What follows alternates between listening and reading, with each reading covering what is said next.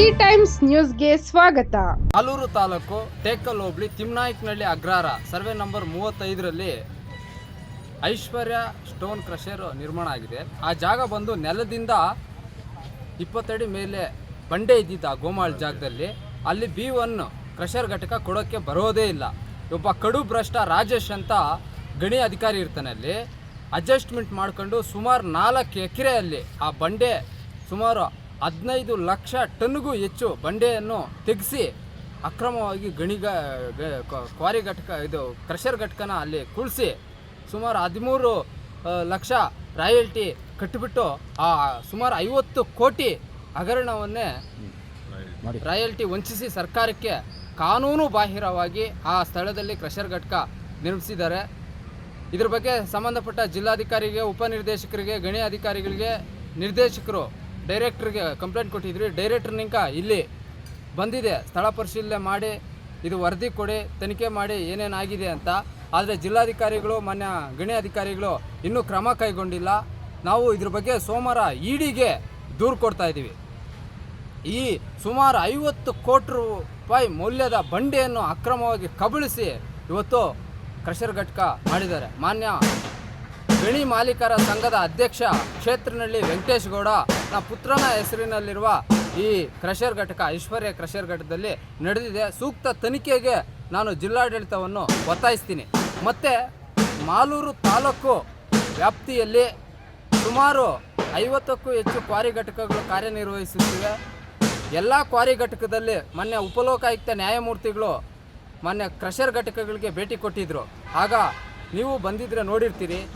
ಕ್ವಾರಿಯಲ್ಲಿ ಮಂಜೂರಾಗಿರೋ 5 ಎಕರೆ quarry ಮಂಜೂರಾಗಿದ್ದರೆ 1 ಎಕರೆ 20 ಗುಂಟೆ buffer zone ಬಿಡಬೇಕು. ಆ ಬಫರ್ ಝೋನಲ್ಲಿ ಹಸಿರು ಹೊಂದಿಕೆ ಇರಬೇಕು, ಬೆಂಚಿಂಗ್ ಸಿಸ್ಟಮ್ ಇರಬೇಕು. ಆದರೆ ಯಾವುದೂ ಇಲ್ಲದೆ ಬಫರ್ ಝೋನ್ಗಳನ್ನ ಒಡೆದು ಸುಮಾರು 80ರಿಂದ 100 ಎಕರೆ ಬಫರ್ ಝೋನ್ ಹೊಡೆದು ಸುಮಾರು 80ರಿಂದ 100 ಎಕರೆ ಅಕ್ರಮ ಗಣಿಗಾರಿಕೆ ಮಾಡಿದ್ದಾರೆ.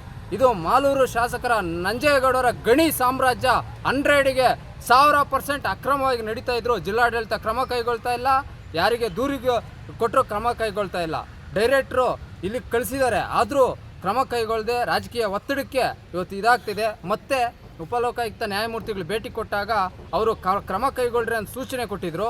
ಆ ಸೂಚನೆ ಮೇರೆಗೆ ಪರಿಸರ ಅಧಿಕಾರಿಗಳು, ಮಾಲಿನ್ಯ ನಿಯಂತ್ರಣ ಮಂಡಳಿ ಅವರು ಸ್ಥಳ ಪರಿಶೀಲನೆ ಮಾಡಿ 27 ಕ್ರಷರ್ಗಳ ಲೋಪದೋಷಗಳನ್ನು ಇದು ಮಾಡಿ NPD ಜಾರಿ ಮಾಡ್ತಾರೆ. Showcase notice 27 ಕ್ರಷರ್ಗೆ. ಆದರೆ ಯಾವ ಕ್ರಷರ್ ಘಟಕಗಳು ರಿಪ್ಲೈ ಕೊಡಲ್ಲ, ಒಂದಿಬ್ಬರು ರಿಪ್ಲೈ ಕೊಡ್ತಾರೆ. ಅದು ಸರಿ ಇಲ್ಲ ಅಂತ 27 ಕ್ರಷರ್ಗಳನ್ನು ಬಂದ್ ಮಾಡ್ರಿ ಅಂತ ಶಿಫಾರಸು ಮಾಡಿ ಹಿರಿಯ ಪರಿಸರ ಅಧಿಕಾರಿಗಳು ನಿಸರ್ಗ ಭವನ ಬೆಂಗಳೂರು ಅವರು ಕರೆಂಟ್ ಕಟ್ ಮಾಡ್ರಿ ಅಂತ ಇಲ್ಲಿಗೆ ನೋಟಿಸ್ ಜಾರಿ ಮಾಡಿದ್ದಾರೆ. ಆದರೆ ಈಗ ನಮ್ಮ ಬೆಳಿಗ್ಗೆ ಬಂದಾಗ ಒಬ್ಬ ಸ್ನೇಹಿತ ಕೇಳ್ದ, ಇಲ್ಲಿ ಯಾವುದೋ ಏರ್ ಟೆಸ್ಟ್ ಮಾಡೋ ಮಿಷಿನ್ ಇಕ್ಕಿದ್ದಾರೆ ಆದರೆ 3 ದಿನಕ್ಕೆ ಕ್ರಷರ್ ನಿಲ್ಲಿಸ್ಬಿಟ್ಟು ಟೆಸ್ಟ್ ಮಾಡೋಕ್ಕೆ ಮಿಷಿನಿಕ್ಕಿ ಸುಳ್ಳು ವರದಿ ಕೊಡೋಕ್ಕೆ ಒಂದು ತಂತ್ರ ಮಾಡ್ತಾಯಿದ್ದಾರೆ ಶಾಸಕರ ಒತ್ತಡದಿಂದ ಅಂತ ಇವಾಗ ನಮಗೆ ಹೇಳಿದ್ರು. ಕಾನೂನು ರೀತಿಯಲ್ಲಿ ಪರಿಸರ ನಿಯಮಗಳನ್ನ ಉಲ್ಲಂಘನೆ ಮಾಡಿ ನಡೀತಿರುವ ಕ್ರಷರು ಕ್ವಾರಿ ಘಟಕಗಳನ್ನ ಸಂಪೂರ್ಣವಾಗಿ ಬಂದ್ ಮಾಡಬೇಕು ಅಂತ ಈ ಮುಖಾಂತರ ನಾನು ಜಿಲ್ಲಾಡಳಿತ ಸಂಬಂಧಪಟ್ಟ ಅಧಿಕಾರಿಗಳಿಗೆ ಒತ್ತಾಯಿಸ್ತೀನಿ. Thank you. ಜಿಲ್ಲೆಯಲ್ಲಿ ನಡೀತಾ ಇರುವ ಕ್ರಷರ್ಗಳು ಮತ್ತು ಕ್ವಾರಿಗಳ ಬಗ್ಗೆ ನಾನು ಮಾತಾಡ್ಕೊತಾ ಇದ್ದೀನಿ. ಮಾನ್ಯ KDP ಸಭೆಯಲ್ಲಿ ಮಾನ್ಯ ಶಾಸಕರು ನಂಜೇಗೌಡರು ಯಾವುದೇ ಹೊಸ ಕ್ರಷರ್ಗಳಿಗೆ ಅನುಮತಿ ಕೊಡಬಾರ್ದು, ದುಮ್ಮು ಧೂಳಿಂದ ನಮ್ಮ ಪ್ರದೇಶ ಹಾಳಾಗ್ತಾ ಇದೆ, ಊರುಗಳಲ್ಲಿ ನಾವು ಹೋಗೋದಕ್ಕಾಗೋದಿಲ್ಲ ಅಂತ ಹೇಳಿದರು. ಆಲ್ರೆಡಿ ಅಲ್ಲಿ 27 ಕ್ರಷರ್ ಘಟಕಗಳು ನಡೀತಾ ಇದ್ದಾವೆ. ಆ 27 ಕ್ರಷರ್ಗಳಿಂದ ವಾಯು ಮಾಲಿನ್ಯ ಮತ್ತು ಅಲ್ಲಿನ ಪರಿಸರ ಮತ್ತು ಊರುಗಳಲ್ಲಿ ಜಾನುವಾರುಗಳು ಸೇರಿ ಪ್ರಾಣಿ ಸಂಕುಲಕ್ಕೆ ಹಾನಿ ಆಗ್ತಾಯಿದೆ. ಹೊಸದಾಗಿ ಕೊಡೋದು ಬೇಡ, ಆಯಿತಾ? ಹಳೆ ಘಟಕಗಳೇ ಸರಿಯಾಗಿ ಮಾಡದೇ ಇರೋ ಕಾರಣ, ಹಳೆವು ಕೂಡ ನಿಯಮಗಳನ್ನ ಪಾಲನೆ ಮಾಡದೇ ಇರೋ ಕಾರಣ ಕೂಡಲೇ ಅವರೇ ಮಾಲೀಕತ್ವದ ಸುಮಾರು ಕ್ರಷರ್ಗಳಿದೆ, ಬೇನಾಮಿಯಾಗಿಯೂ ಇದೆ. ಮೊದಲು ಅದನ್ನು ಅಕ್ರಮವಾಗಿ ನಡೀತಾ ಇರೋದನ್ನು ಫಸ್ಟ್ ಅದು ರದ್ದುಗೊಳಿಸಲಿ.